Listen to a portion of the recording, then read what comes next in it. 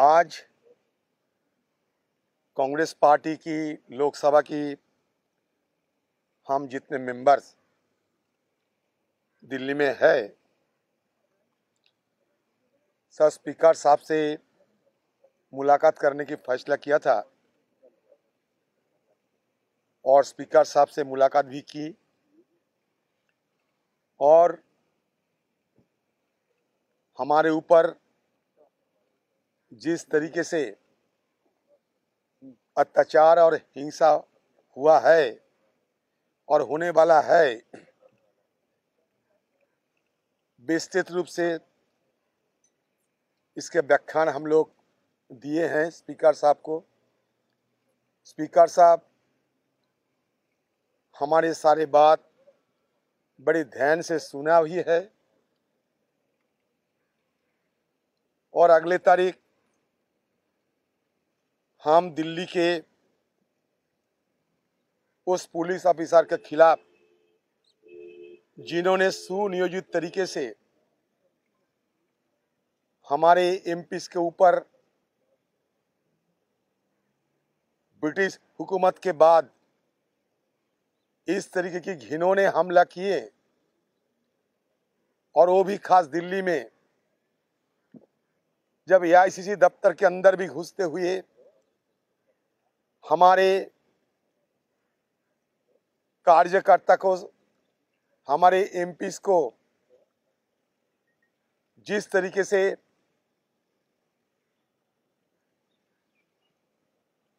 यहाँ के पुलिस वालों ने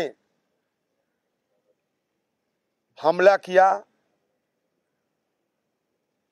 काफी हमारे एमपीज गहरा चोट भी खाई है। और जब थाने में ले जाते हैं,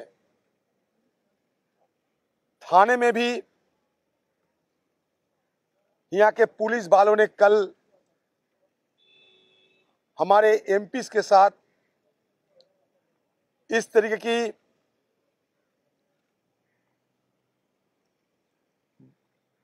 बर्ताव किए हैं कि लगता है हम सारे कांग्रेस की एमपीज और कांग्रेस की कार्यकर्ताएं आतंकवादी बन चुके हैं।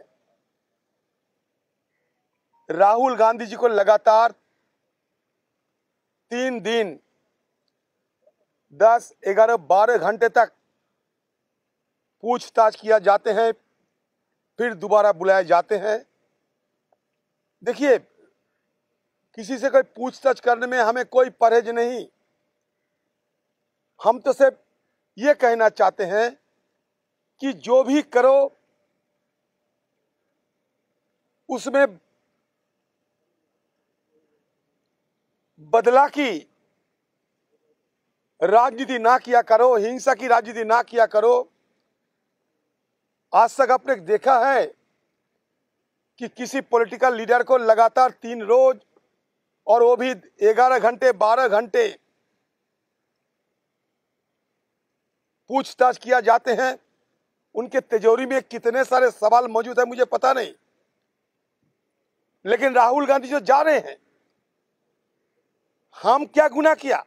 मान लीजिए आपके घर से आपका कोई रिश्तेदार कभी बाहर जा रहे हैं, चाहे ट्रेन पकड़ने के लिए, चाहे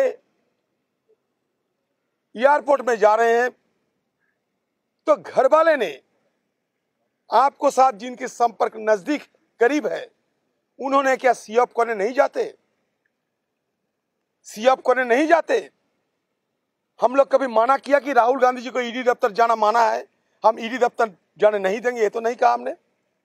हम लोग क्या क्या कि राहुल गांधी जी जाएंगे as a gesture of solidarity, वो हमारा नेता है, और नेता जहां जाते हैं हम उनको सीएफ करने के लिए शांतिपूर्ण तरीके से हम चलेंगे उनके साथ।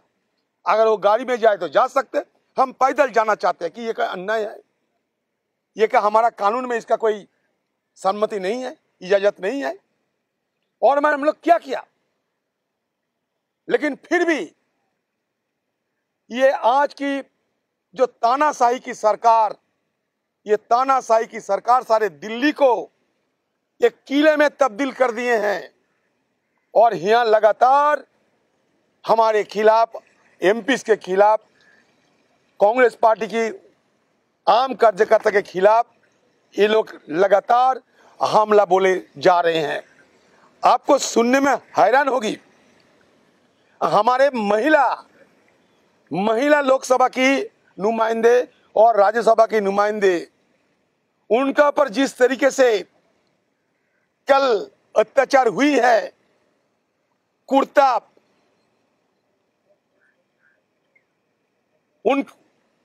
उनकी बदन से कुर्ता को उखाड़ने की, छेड़ने की कोशिश किए गए हैं। मैं दावे के साथ कह सकते हैं कि आप वीडियो देखिए हमारे लोकसभा की एमपी ज्योति मौनी जी की, जिनके साथ किस तरीके की घिनौने बरता हुए हैं आपको खुद पता चलेगी। कामीज फाड़ दिए, उनकी कामीज फाड़ दिए, खाने में पानी तक नहीं दिए गए पीने के लिए, खाने की बात छोड़ ही दो। और रात में जब वापस घर आई वो सिर्फ रोती रही। अब मेरी बात यकीन के साथ सुन लिया करो, आप खुद जाके देखो कि इस तरीके की अत्याचार करना के हिंदुस्तान की ये अमृतकाल की ये नजारा है। हिंदुस्तान की अमृतकाल को ये मोदी और अमित शाह की सरकार ये जहर काल में तब्दील करने की प्रयास कर रहे हैं, बना रहे हैं। आप खुद देखो, हिंदुस्तान में कभी क्या कोई आंदोलन नहीं होते? हम क्या किसी को कहीं रास्ता रुके, कहीं दफ्तर तोड़ने की तो आंदोलन नहीं किए? हम लोग गांधी जी की दिखाए हुए मार्ग पे शांतिपूर्ण तरीके से हमारा बात रखने की कोशिश किए। ये क्या गुनाह है? मैं सरकार से पूछना चाहते हैं। दादा एक सवाल है, अखबार में एक खबर आई है कि राहुल गांधी जी से जब इन्फोर्समेंट डायरेक्टरेट पूछताछ कर रहा था तो उन्होंने बोला कि एजेएल और यंग इंडिया के बीच जो ट्रांजैक्शन हुए हैं उसका लेखा मोतीलाल वोरा जी के पास है। अच्छा, एक बात सुनिए, जब सारे दिल्ली को किला में तब्दील किया गया, ईडी दफ्तर को किले में तब्दील किया गया, तो वहां के अंदर की खबर इन लोगों को बस कैसे पता चलते? ये तो प्लान टेस्ट स्टोरी है। ये तो प्लान टेस्ट स्टोरी है। हमें वहां एक अंदर ना जाने नहीं देते, बात नहीं करने देते, ये परिंदा को घुसने नहीं देते, तो वहां के अंदर की बात बाहर कैसे आता है? क्योंकि ये सारे जो हो रहे हैं हमारे मोदी जी और अमित शाह जी के निर्देश पे हो रहे हैं। इसलिए जहां जहां सुविधा होगी कांग्रेस को और तोड़ो, कांग्रेस के बीच और खाई बढ़ा दो, कांग्रेस के भीतर अंदरूनी लफड़ा को बढ़ा कैसे दिया जाए, इसके सारे साजिश हो रहे हैं। हमें तो पता नहीं, उनकी नजदीक नेता है, पता नहीं, हमारे एमपी को पता नहीं, उनको पता चल गया और गोदी वालों को पता चल गया।